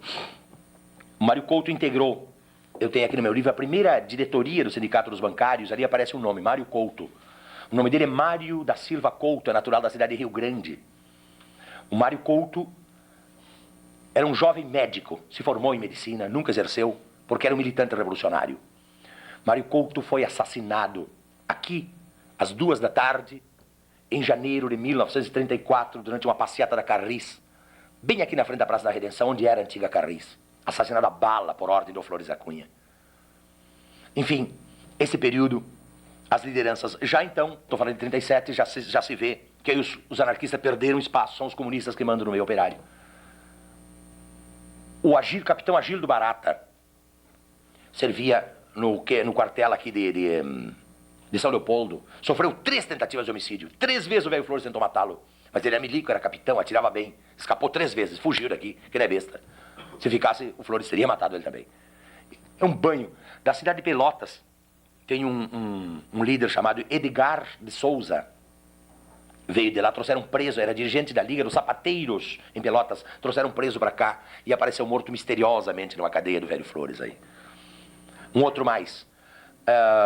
O Lacerda, Paulo Paiva de Lacerda. Tio do velho Carlos Lacerda, o Corvo, aqui já ouviram falar nele, né? Velho Corvo Lacerda, né? Da Revolução de 64. O tio dele é dirigente nacional do Partido Comunista. O velho Flores mandou prendê-lo, trouxeram aqui para Praia de Belas, pro quartel. Torturaram até que ele ficou louco, total, desvairado. Daqui o largaram lá no Uruguai. E ele morreu louco numa casa de louco qualquer por aí. De tanta tortura feita por ordem de Flores da Cunha. Então, este período do Estado Novo, desaparece a classe operária. Resiste, um que outro resistem. Anarquistas resistem aqui em Porto Alegre. Socialistas em Carazinho. Raimundo Martins de Quadros em Carazinho. Se levanta lá. Matam ele também, ele funda um jornal, é socialista. Aqui, Lucas Fortes dos Santos se levanta em Santa Maria. Vai pra cadeia. Enfim, é um período de matança terrível. Tão ou mais violento do que 64. O Estado Novo. Destrói-se a classe operária. E destrói-se mais. Uma coisa muito particular. Nós que pesquisamos a história operária, o Estado Novo teve uma preocupação maquiavélica, macabra. Ele invadia um sindicato e incendiava, queimava tudo. Insistia em queimar livros de atas, de reuniões, qualquer livro, qualquer papel que achasse no sindicato, destruía. Porque, na sua insanidade, eles eram inteligentes. Na sua loucura. Eles precisavam destruir esta história da qual eu estou falando para vocês. Precisavam destruir a memória da classe operária brasileira. Por que destruir essa memória? Porque uma classe sem memória, uma classe sem história, ela é facilmente enganável, manipulável, manobrável. E era isto que Vargas, o seu desvario populista, queria. Ele queria aparecer perante a história como pai dos pobres, como pai da classe operária, não é? Como criador da classe operária. O que é uma piada, uma infâmia. Que fez, eu estou dentro do parênteses agora, que fez Vargas, no fundo? Ele apropriou-se, ele roubou o discurso dos anarquistas. Ele roubou o discurso dos comunistas. Ele roubou o discurso das vanguardas. Apropriou-se disto e começou a devolver para a classe trabalhadora brasileira, em conta-gotas, em migalhas, pedaços daquilo que nós queríamos, tudo. Que os segmentos mais conscientes da sociedade queriam como um todo, começou a dar em migalhas. O salário mínimo, férias, 13º, sei lá, essas coisas que eram por aí. Acidentes do trabalho. Isso tudo já no fim do século passado. Que diabo. No começo desse século, os anarquistas e os comunistas brigavam por isto. E para uma classe desmemoriada, é fácil vender o discurso populista, né? Getúlio e Leonel Brizola, sei lá, essas coisas. Eles são os pais da classe trabalhadora, né? Até está se cometendo um outro erro bem moderninho aí agora. Tinha um garoto da universidade no debate e ele disse: eu não estou entendendo seu discurso aí, seu Marçal, porque o senhor não está sabendo. Não. O Lula que criou a classe operária. Pô, para aí, também é assim. Por favor, também não é bem assim, né? Tira de um, passa para o outro, para aí. É uma brincadeirinha, isso também é sacanagem, né? A coisa, o buraco é mais embaixo, né? Nós temos toda uma história de luta, de mártires, de sacrifício, né? Para de repente entregar para no nome de alguém. A coisa não é pessoal, a coisa é histórica, é sociológica, né? A coisa tem raízes, né? Voltemos a falar então do período fechei o parênteses, compridão esse meu parênteses, pô. Voltemos a falar do período de 64. Feita a redemocratização em 45, que é uma piada dizer, mas passa isso aí. Em 45, os países democratas vencem, derrubam a catrefa lá do Hitler, Mussolini, a canalha toda, né? Os países do eixo, né? E isto se reflete, obviamente, internamente, se reflete no Brasil. E o reflexo disto é que a esquerda começa a respirar, né? Os segmentos organizados, a classe trabalhadora começa a se reorganizar. E aí ela meio que dispara, né? Porque ela vem embananada. De 45 a 64, é uma verdadeira zorra, é uma verdadeira gandaia, as correntes de ideias que se degladiam disputando fatias da classe operária. A própria classe operária, aí, de 45 a 64, é uma colcha de retalhos. Ninguém pode dizer que tinha hegemonia na classe operária, ideologicamente falando. Era anarquista? Que diabo não era, não. Era comunista? Que diabo não era também. Era trabalhista? Que diabo não era também. Mas era um conjunto de tudo isso aí. Era cristã, através do ciclo operário? Não era, mas tinha tudo isso. Então era um balaião de gato. Hein? Mas a verdade é que a classe operária vai se reorganizando. Os sindicatos começam a respirar. A massa vai se organizando. Dessa forma, anexa, desconjuntada. Até que 64 chega e nos pega de calça na mão. E como nos pegou mal, né? Porque havia muito discurso, havia muita teoria, 1000 propostas. O populismo lastreava tudo, era um carreirismo, um oportunismo, um apodrecimento generalizado. Por favor, não pense que eu estou justificando 64, mas estou dizendo que nós, a esquerda, cometemos graves erros, que se não justificaram, andaram próximo disto para o golpe de 64. O que era aquela CGT de 64? O que era aquela pelegada desgraçada, ladrões miseráveis? Hein, Sebotini? O que era aquela gente? Eu me lembro que o grande líder deles, como é que era o nome? Tem uma frase famosa. Um velho aí, foi presidente como ministro do TST, Tribunal Superior do Trabalho. Ele tinha uma frase que era mortal. É que ele dizia: a liderança sindical tem que ser como um veludo entre cristais. Hein? O Campani, hein? Vocês têm que ser como veludo entre cristais, senhores dirigentes sindicais. Você não pode permitir que haja o atrito entre esses cristais. Você tem que aveludar. Aqui a classe operária, explorada, ralada e desgraçada. E aqui o burguês, filho da puta, cheio de tudo. Vocês têm que centrear o jogo, queridos. Hein? Então, essa é bonita, hein? Veludo entre cristais. Hein? Que tal, hein? Tava perguntando, mas a mãe vai bem, não? Hein? Todo respeito, né? A mãe do cara. Então até isto tinha. E olha que esta corrente era majoritária. Quem dizia isto, meu camarada, era o presidente da CGT da época. E era presidente da Confederação Nacional dos Trabalhadores da Indústria Metalúrgica. Né? CNTI, Confederação Nacional dos Trabalhadores da Indústria. Essa era a tese que ele vendia. A liderança sindical tem que ser como um veludo entre cristais. Aparar as crises. Quer dizer, o sindicalismo... Parece bem esse resultados que está aí, hein? Pensando bem, a história se repete, hein, compadre? Tem que aparar, tem que haver harmonia entre capital e trabalho. Nós estamos aí para parar as arestas dessa crise. Mas que gracinha, hein? Que grande filha da mãe. Pois então, até isto tinha. Esta filosofia era quase dominante em 64. De aparar a crise. E os donos do poder, o populista senhor João Goulart, ele caminhava por essa esfera por aí. Ele segurava a reforma agrária, incentivava a luta, incentivava as ligas camponesas, vivia cercado daquela pelegada, incrementando-os, ao mesmo tempo mantinha um arroxo infernal, o capitalismo internacional dominando tudo. Quer dizer, era um balaio, era uma zorra desgraçada, né? Então, isso fez com que a gente mergulhasse na noite, tudo isso e outras coisas mais, fez com que a gente mergulhasse na grande noite da ditadura militar de 64. Mais uma vez, então, a classe operária passa pelo Estado Novo,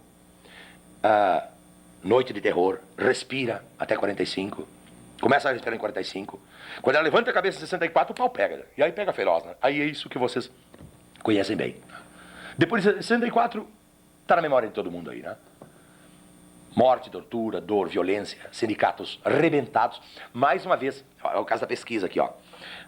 No Estado Novo destruíram o sindicalismo. Destruíram os livros, as atas, tudo, para acabar com a memória deles. Agora, veio 64, fez a mesma coisa. Eu não sei se nos bancários chegaram a fazer isso. Fizeram, né? Queimaram tudo, né? queimaram. O que podiam, eles queimaram, né? Porque a intenção é esta, é apagar a memória operária. Num parênteses, por que eu estudo e pesquiso? Por que nós pesquisamos esse tipo de coisa? Porque nós queremos reatar os laços da história. Tô certo? Nós queremos chegar a um instante, assim como a burguesia nos mostra na televisão, olha, esse aqui é o grande general fulano de tal, esse aqui é o grande doutor fulano, assim, esse aqui é o líder operário fulano de tal, que vocês mataram, filha das putas, olha aqui, ó, sabe? Entendeu? Quer dizer, nós também temos nossos heróis, não é só a burguesia que tem os deles. Tô certo, compadre? Hein? Brincadeira tem hora, né? Então, é isso que nós queremos. Eles têm seus heróis, eles fabricam seus heróis. Calhordas, podres, miseráveis, com esse Flores da Cunha, um assassino miserável, infame. Aqui o colégio Flores da Cunha, aqui. Flores da Cunha. Nome de colégio, monstro degenerado, hein? Nome de rua, tudo, avenidas, até cidade. Né?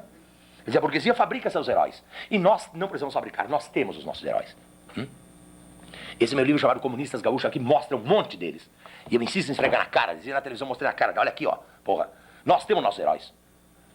A classe operária, ela produz, na sua caminhada, na sua busca de afirmação, desencontrada, com esses cortes na história, né? Estado Novo, 64, né? Não adianta. Ninguém vai trancar a marcha dos explorados. Nem aqui, nem na Tonga, na Mironga. Não adianta. A não ser que esse povo fique todo sem vergonha mesmo. Mas não é possível. Nós vamos continuar. A direção operária tem que ser cachorro comedor de ovelha. Sabe? Só matando mesmo. Né? Ou então vai para casa. Ou então pega um emprego. O Magri está dando empregos, aí polpudos, aí o PMDB está dando belos empregos. E quiser se corromper, hoje está uma beleza. Tá tranquilo, tá uma beleza só. Mas bem, então, retomando. 64 aconteceu o que você sabe, né? E agora? Houve, seguramente nas análises de conjunturas, vocês tiveram a visão do que foi essa piada aí. Acompanharam, né? A dita República Nova, né? Como é que chama? Né? República Nova, isso que ele inaugurou? Como é que chama? Nova República, né? Nova República, né? Que é uma piada canalha, né? O Getúlio Vargas criou o Estado Novo, eles criaram a República Nova, a Nova República, sei lá, né? Já nasceu careca, sem dente, apodrecida. Só mudaram as moscas, porque a merda é a mesma. Brincadeira. Os mesmos velhos podres, anos e anos estão aí, ó. Né? Tiraram os milicos, né? E botaram os seus capachos aí. Tá aí o seu Collor de Mello. Chegamos a esta figura, né? Tão combativo. Tá aí seu Collor de Mello. Agora, nesta hora a porca torce o rabo, compadre. Este moço está afrontando todos os parâmetros da história. Ele é capaz de chegar na tua cara. Olha aqui, tu vem falar de mim? Eu sou o único presidente desse país que botei um operário como ministro do trabalho. Hein?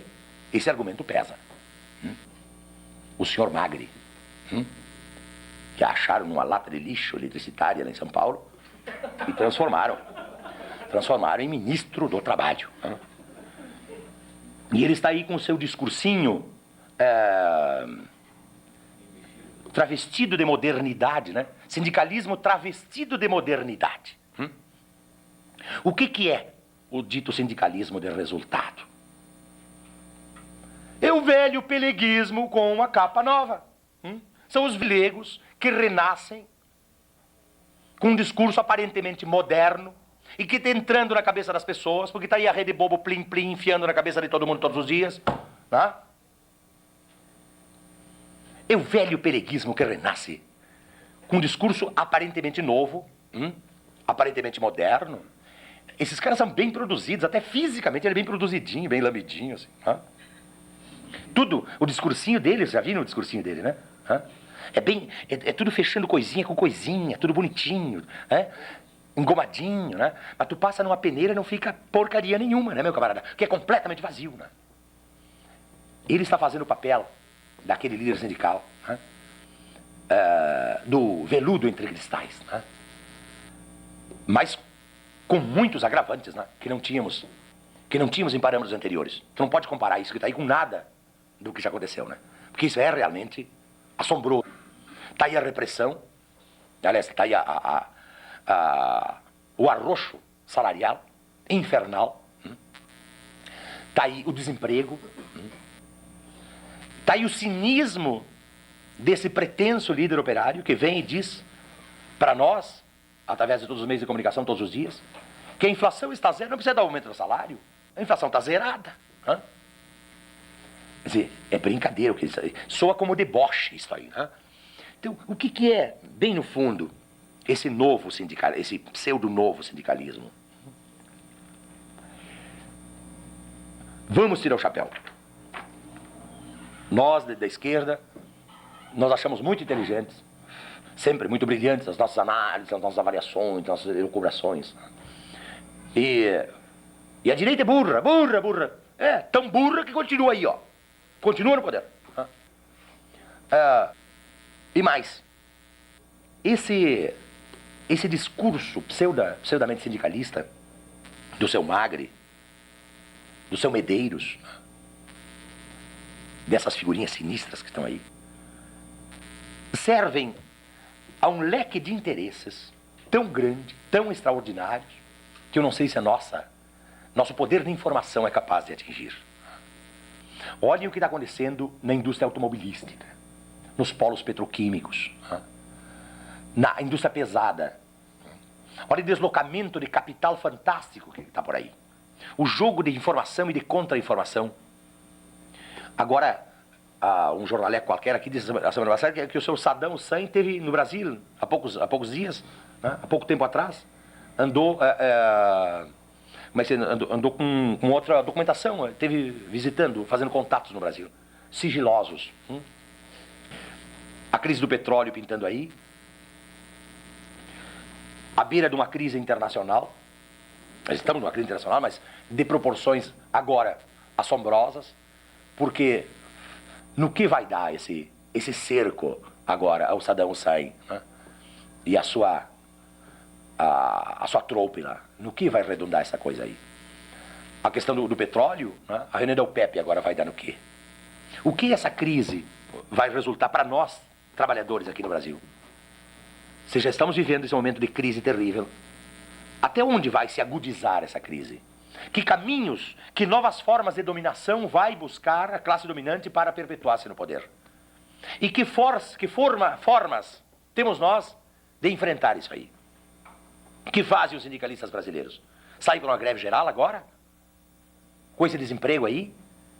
Com essa miséria que o pessoal está ganhando? Com o poderio de formação e de deformação que tem a classe dominante? Com a Rede Globo na frente? Quem se anima a puxar uma greve geral aí?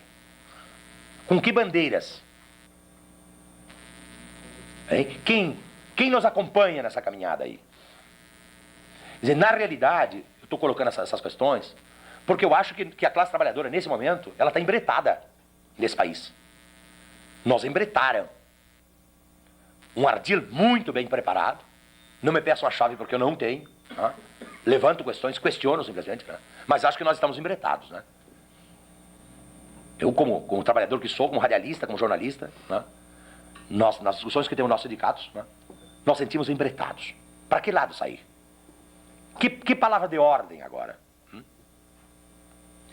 Denunciar? No geral, as nossas denúncias estão caindo no vazio. Porque os meios de comunicação eles têm isso na mão.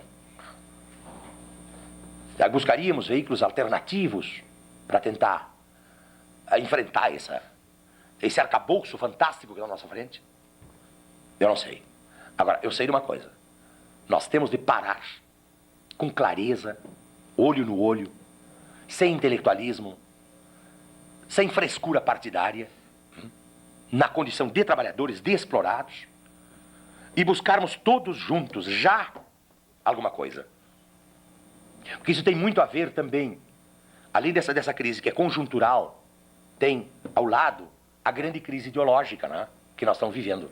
A questão do leste europeu jogou o cocô no ventilador. E está provocando uma devastação na esquerda universal. Algo absolutamente fantástico. Eu tive uma série de reuniões na minha casa, com intelectuais aqui de Porto Alegre, com militantes que atuam comigo no Movimento Popular, lá em Viamão. E quando passamos lá algumas noites, tomando uns vinhozinhos e discutindo essa coisa. Afinal, veio abaixo. Os jornais, rádio, televisão, jornais mostrando. A estátua de Lenin posta abaixo. Marx posta abaixo. cidadelas, aparentemente impenetráveis da esquerda universal, sagradas da esquerda, postas abaixo. E os ditos intelectuais de esquerda, os pensadores de esquerda, completamente embananados. Absolutamente embananados. Então, quando eles que são dados ao ofício de pensar, e o intelectual é bravo lidar com ele, no geral, eles estão tomados de pânico, nesse momento, de pânico, estão tomados de assombro, e estão se recolhendo aos seus laboratórios, olha só, às suas bibliotecas, às suas elucubrações. Mas a história está passando. E na medida em que esse conjunto de militantes se recolhe à discussão intelectual, o movimento operário e popular está quase parado. Nós estamos indo devagar, quase parando. Então, que conclusão nós tiramos lá? Grosso modo, assim, rápido, algumas reuniões que se fez. Vamos voltar ao trabalho de base com a maior humildade e aprender com eles. No meu caso específico, que atuo basicamente no movimento comunitário em Viamão, nós decidimos, olha, o negócio é o seguinte, os pensadores intelectuais que achem explicação para isso. Porque a gente se fez 2 ou 3 perguntinhas chaves. O comunismo acabou? Diz que acabou. O socialismo acabou? Louco, isso que acabou. O capitalismo acabou? Não, isso não acabou. Para aí. Então não acabou a exploração do homem sobre o homem? Não acabou a ganância do capital sobre a nossa força de trabalho? Isso não acabou. Então para aí, meu compadre. Eu vou para casa, enquanto militante, vou me recolher? Pois é, era comunismo, não é? Era socialismo, não é? Então eu vou para casa, porque eu já não sei. Amigos meus, meses atrás, me diziam, Marcelo, eu tenho medo de dizer que sou socialista na rua, senão os caras vão me dar um bife na cara, né? Sabe? Dizer que eu sou de esquerda, os caras estão me olhando assim, ó. Né? Então, veja, isso me soa até como uma estratégia da direita. Semear mais e mais esse pânico, esse assombro. E o militante cruza os braços. É o que faz a alegria da direita. Tu ir pra tua casa, coçar o saco lá, sabe? Na frente da televisão, babando, na frente da Globo ali, ó. Vendo? A pornografia das 8 horas. Sabe? Tu não vai te meter em luta política, em luta sindical, que diabo. Né? Porque de repente tu tá questionado em coisas sagradas. Em coisas que formaram a tua história de vida. Né? Cada um tem alguns anos de militância no movimento sindical aí, né? Coisas que formaram a nossa história de vida, meu camarada. E de repente, as tuas verdades, o cara chega e bota um cocô em cima. E aí, que verdade tu tem? E tu vai fazer o quê? Vai pra casa? O que a gente decidiu fazer foi o seguinte, olha aí, ó. Vamos com a maior humildade. Tá lá minha companheira Regina Vargas no canto, testemunha disso. Olha. Vamos descer de novo lá pra vila, lá embaixo. Sentar com eles, tomar chimarrão, conversar com eles. Porque não acabou a exploração do homem sobre o homem. Não acabou a ganância patronal. Não acabou a sacanagem do capitalismo. A voracidade do capitalismo nacional e internacional está aí, no dia a dia. Refletido na mesa da gente. Na hora de comprar a boia nossa de cada dia. Então, vamos lá para baixo. Enquanto os teóricos buscam explicações, nós vamos caminhar com eles lá embaixo. Vamos reaprender, então. Se questionaram todas as nossas velhas verdades, vamos buscar, então, novas verdades. Com o povo sofrido, com o povo ralado lá embaixo. Desideologizado, mas que sabe o que quer. Ele sabe. Ele quer romper essas amarras. E ele está dizendo no seu poema, ele está dizendo, vem comigo. Esse pueblo desdichado, com hambre e com dolores, não quer lutar solo. Te está esperando, amigo. Vem comigo. Esse é o Neruda. Esse povo está esperando. Que diabo? E a liderança sindical, se não é ao contrário do veludo entre cristais, nós sempre achamos que ela tem que ser um fermento da massa. Ou ela fermenta a massa, ou então ela vai para casa, vai coçar o saco para lá. Tem que fermentar a massa. Tem que crescer com ela, não é? Fazê-la crescer e crescer com ela. Ou então vai lamber sabão. Vá lá com o Roberto Marinho, Casa do Diabo, sei lá. Eu acho que eu me perdi um pouco no meu papo aí. Eu me emociono um pouco. Porque eu costumo dizer que eu penso com a cabeça, mas eu penso também com o coração. Não sou um intelectual ortodoxo, não tem nada a ver com essas coisas que andam por aí. Sou um militante também. Assalariado como vocês. Deixa eu ler um testículo aqui para vocês. O nome e vamos tratar de distribuir para mostrar. Se vocês interessarem, tá? Vocês ficam com a cópia. Isso aqui eu fiz para um papo na URGS, agora no ano passado. Tem uns errinhos de datilografia, mas vocês não considerem, tá? Não altera o fundo da coisa lá. Eu estou tratando aqui dos reflexos. O título é meio besta, né? Reflexos da Revolução Russa no Rio Grande do Sul, verdade? Mas tem uma coisa interessante. Uma pena que não tem nenhum comerciário aí, né? Deixa eu ler para vocês aqui. E aí a gente vai, de repente, aprofundar alguma coisa aqui. A primeira categoria de trabalhadores que se organiza entre nós, aqui no Rio Grande do Sul, é a categoria dos comerciários. Os trabalhadores de balcão, então chamados de caixa.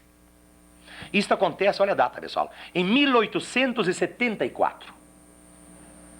É a Sociedade Dramática Luso-Brasileira, uma associação de recreio que seria seu primeiro núcleo de discussão classista, primeira trincheira de organização e politização desse segmento da classe operária. Desse grupo nasce o Clube Cacheral Porto-Alegrense. Eu acho que em cada cidade de vocês tem um Clube Cacheral. Tem, né? Nasce o Clube Cacheral Porto-Alegrense, fundado em 1º de novembro de 1882.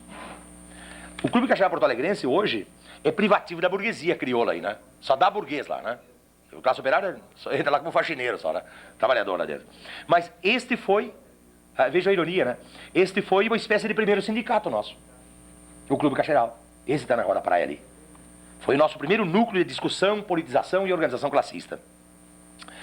Sobre a vida dessa entidade é importante consultar seu jornal O Atleta, seu que aqui circula durante muitos anos, a partir de 1883, passando por várias fases, até perder seu sentido classista, como a própria entidade. Claro, nasceu como uma entidade operária, né? A burguesia foi chegando e foi correndo trabalhadores, né? Perdeu o sentido classista, hoje é uma entidade da burguesia, né? Esse arremedo de classe operária, estou falando aqui de 1880, esse arremedo de classe operária, pois, estava assentada nos comerciários.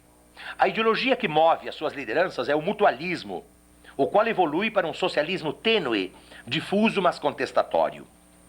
Esse mutualismo socialista está presente nos textos que esses jovens divulgam nos seus primeiros jornais de defesa da classe comerciária gaúcha. Olha, os primeiros jornais operários gaúchos, olha aqui. O Social, 1874.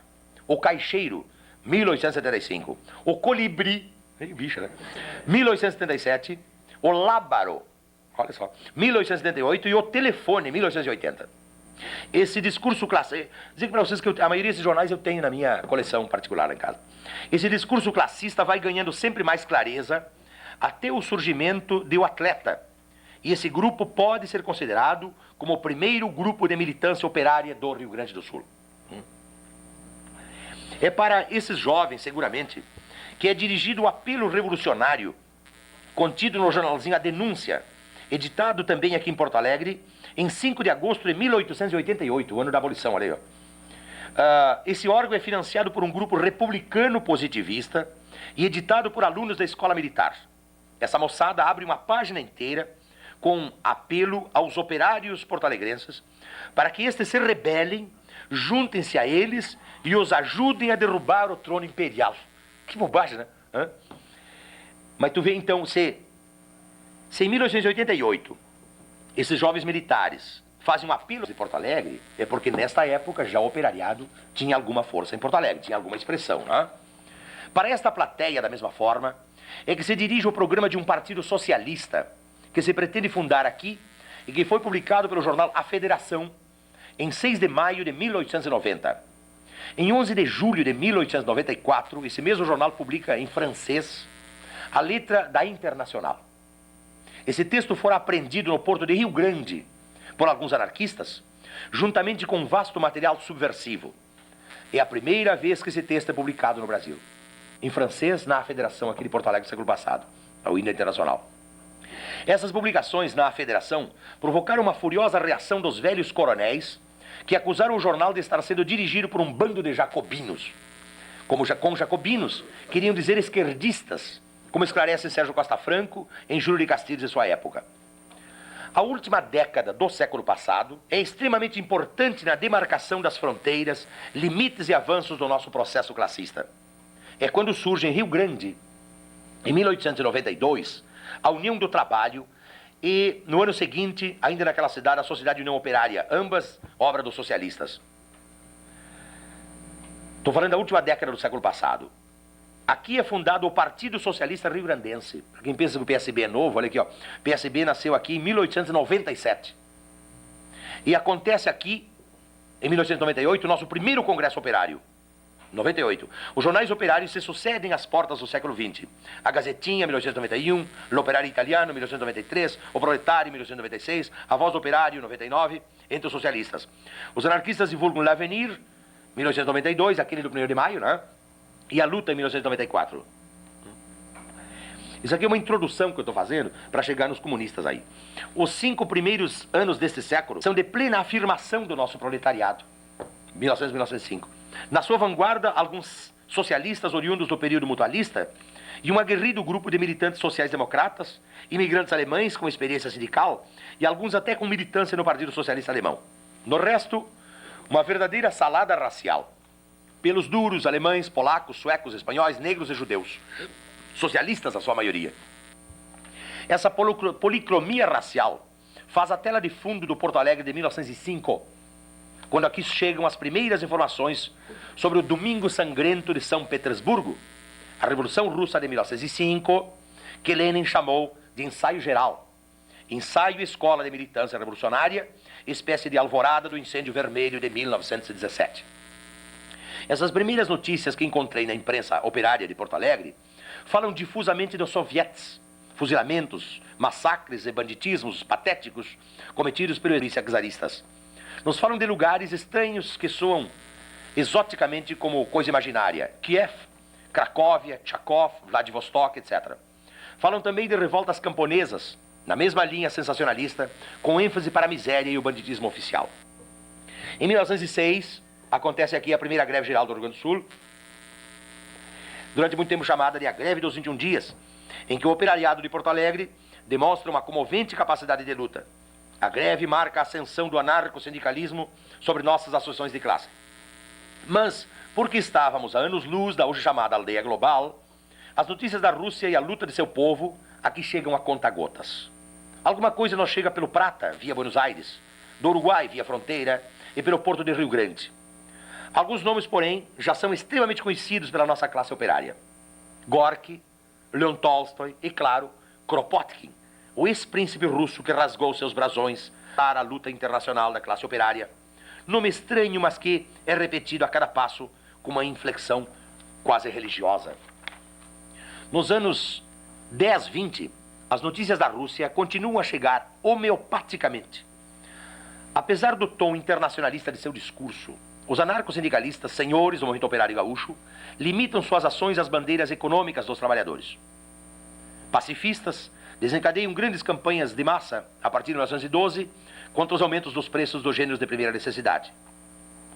É a raiz do movimento contra a caristia, que floresceu nos anos 40 e 50, pela mão dos comunistas e, mais recentemente, durante a ditadura militar, através de associações de moradores de várias colorações. É ainda esse economicismo que vai lastrear o grande momento da rebeldia anarquista entre nós na série de greves revolucionárias, que começam em 1916 e vão culminar um ano depois com a tomada de Porto Alegre pelos libertários.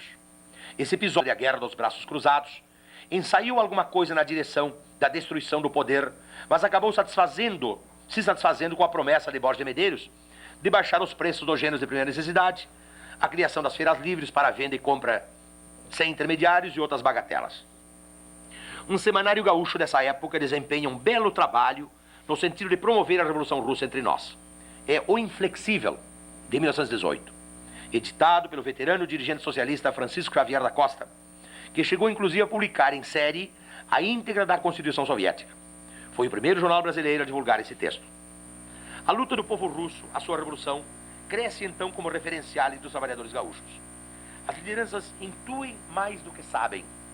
A prova disto está nas palavras de um revolucionário anarquista chamado Zenon de Almeida, que escreve no seu jornal A Luta em 1º de maio de 1918. Olha o que ele diz aqui. Que a Revolução Russa é um acontecimento grandioso na história dos povos, para nós é um fato indiscutível. E se nada soubéssemos sobre a mesma, quanto aos seus fins, uma coisa nos bastaria para o nosso dever. O dever dos trabalhadores fosse defendê-la. É o fato de ter contra si toda a burguesia do mundo. porque a burguesia não faria o escarcéu que faz se alguma coisa de grave a revolução não anunciasse. O profético, o Zenon de Almeida. É ainda dessa época, 1918, que o pedreiro Santos Soares, em vias de romper com o anarquismo, cunha sua Liga Comunista de Livramento, sob forte influência da Revolução Russa, na fronteira uruguaia, entidade logo sufocada pela repressão. Pouco depois surge um centro comunista em Passo Fundo, e logo a seguir, a União Maximalista de Porto Alegre, criada por Abílio de Nequete, tida em a vida como uma das vertentes principais do PCB. As ideias, porém, eram muito embananadas, a duras penas se alinhando. Despontava entre nós um marxismo eivado de anarquismo, fenômeno que vai perdurar ainda por um longo período. Em 1921, Santos Soares, de Livramento, volta à carga novamente. É quando funda o Centro Socialista daquela cidade, plenamente alinhado com a Revolução Russa. Não é mais um comunista libertário, já é um marxista. Fundado o PCB em 1922, com a presença folclórica do gaúcho sírio-libanês Obdo Nakto, aqui eu tiro um sarro do cara. É muito conhecido ainda as pessoas que estudam história operária, né? O Abílio de Nequete, ele é pai desse Lenine Nequete, que era assessor do Brossard em Brasília, agora há pouco, né? Professor, né? De Direito. Ele é pai desse Lenine de Nequete. Então se faz muita onda, os comunistas, uma vez ficaram indignados comigo. Estava fazendo uma palestra lá. Não, tu tá esculhambando com a memória do velho, para aí. O negócio é o seguinte, ele ajudou a fundar o PCB em 22, tomou uma cadeia no Rio de Janeiro, e quando voltou para Porto Alegre 6 meses depois, já estava arrependido. Ele era anarquista, fundou o Partido Comunista, 6 meses depois estava arrependido. Aí ele fundou depois uma outra brincadeira chamada, que o nome é? Partido Tecnocrata, e acabou, fim da vida, empregado do Borges de Medeiros. Sabe? Quer dizer, o cara não tinha não tinha nenhuma firmeza ideológica, né? Era um babaca, boca aberta. Então eu gosto dele aqui, ó. A figura folclórica do gaúcho, que realmente ele era libanês, ele dizia sírio. Se chamava Obdo Nakto e abrasileirou para Abílio de Nequete. Né? Este aqui, fundado em 22 com a presença do Obdo Nequete, esse aqui não teve espaço até o final dos anos 20. Extremamente autoritários, os anarco-sindicalistas locais marcaram na paleta os pouquíssimos comunistas que tentaram alçar voos e cortaram suas asas. O primeiro jornal comunista entre nós se chama Martelo e Foice, sintomático o nome, né? E data de 1924. Logo morre a míngua, sem dinheiro e pior, sem leitores. Se perdeu pelas ruelas do Bonfim, o bairro aqui, agarrado aos sonhos de Samuel Spassky, Henrique Schlier, Eduardo Budachevsky e outros. Eram 3 judeus que fizeram um belo trabalho aí para fundarem o PC em Porto Alegre, né? Mas morreu a míngua na mão deles, não passou. Não passou desses 3 aí. Mas os comunistas insistem, em 1924, na tentativa de levar sua mensagem até os trabalhadores. Criam até uma fantasmagoria, a que chamam de Associação dos Ofícios Vários. Imagina a Associação dos Ofícios. Espécie de balaião tipo PMDB dos nossos dias. Associação dos Ofícios Vários. Cabe tudo nesse balaio, né? Cabe patrão, empregado, diabo. Pois bem, através de Martelo e Foice, Samuel Spassky e Manuel Pereira acenam inutilmente os operários, os quais continuam a gravitar em torno de militantes históricos das hostes libertárias, encastelados nas associações de classe. De qualquer forma, essa associação é responsável por um fato pioneiro na história da esquerda brasileira. Olha só. Essa associação editou aqui, em folhetos, nesse ano, 24, o Manifesto Comunista de Karl Marx. Fez de uma edição de 3.000 exemplares, que custou 600 mil réis, segundo informa o tradutor Otávio Brandão no seu livro de memórias. É a primeira vez que se edita Karl Marx no Brasil, aqui em Porto Alegre. Esse mesmo grupo publica, aqui em 1925, o livreto comunista Abre Teus Olhos, Trabalhador, de Otávio Brandão, em alemão, tentando atrair ao menos uma fatia da classe operária porto-alegrense. A muralha anarquista, porém, é coisa impenetrável, tão forte e tão intolerante, que 2 operários comunistas, Manuel Pereira e Francisco Januário Marques, são impedidos de participar do 3º Congresso Operário Regional do Rio Grande do Sul, em setembro desse ano. Seu crime era pertencer a um partido político denunciado em plenário. Resumindo e para concluir, o PCB só se afirma aqui a partir de 1928. Ele engatinha, graças à moçada que sustentou o velho BOC, Bloco Operário e Camponês, entre os quais incluo o nome desse extraordinário militante que se chama Eloy Martins, um amigo nosso, é o último grande militante do BOC que existe no Brasil. É o Eloy, hein? Tá velhinho, mora aqui em Porto Alegre, um militante maravilhoso. Os demais comunistas sufocados nos anos 20 vão vingar-se nos anos 30, isso eu já disse hoje, né? Quando saem de sindicato em sindicato, expulsando os anarquistas policialescamente e atrelando essas entidades ao Ministério do Trabalho, Indústria e Comércio. Isso, porém, já é uma história para outros contarem. Tem uma nota de bibliografia, tá? Aqueles que interessarem, fica o texto à disposição. São dados que vocês não encontram em livro nenhum, porque é pesquisa recente, né? Que a gente vem insistindo em levar em frente. O Mottini fez uma referência, e eu quero, já no encerramento dessa primeira parte do nosso papo, deixar com vocês que são sindicalistas. Eu moro aqui, aí tem meu endereço direitinho nesse texto. Eu tenho o arquivo dos velhos socialistas, dos velhos anarquistas e dos velhos comunistas. É um artigo composto de microfilmes, originais de jornais, livros, documentos, um álbum de fotografia muito grande de todas as lideranças. Né? Não, porque é um troço fantástico. Para vocês estudarem a história operária brasileira, tu tem que ir na Europa, sabes? Tem que ir na Europa. Eu trabalho com duas entidades europeias.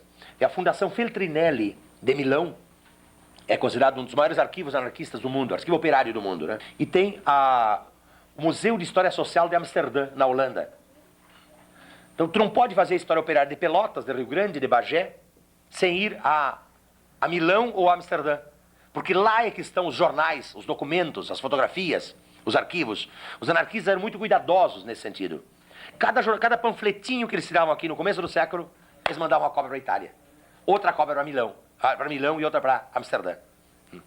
Então, eu consegui, eu tenho intercâmbio com eles, com o representante deles, eles me mandaram os microfilmes de todo o material que interessa à história brasileira. Tudo que tem lá eu tenho na minha casa. Microfilmado, tem roletes que eles me mandaram. Claro que eu intercâmbio, eu mando muita coisa para eles. E eles me mandaram. Isso aí vale um balaio de dólares. É uma fortuna fantástica. Na Europa isso é muito valorizado. Está se vivendo na Europa hoje o surto dos brasilianistas, isto é, de professores, historiadores que se dedicam ao estudo da história operária brasileira. Está cheio de doutor nos Estados Unidos, sabendo da história operária de Pelotas, de Rio Grande, de Quaraí, dos anarquistas, socialistas, comunistas, fazendo teses. Isso é sucesso na Europa. Mas cada página daquele microfilme vale uma fortuna fantástica.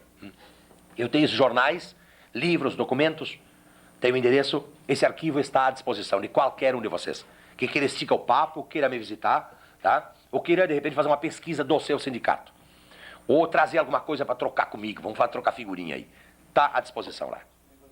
Não negociar. Troco, não vendo nada, né? Tá, Mottini? Fazer um break aí, companheiro. É só um aviso. Aqui onde é o restaurante, tá?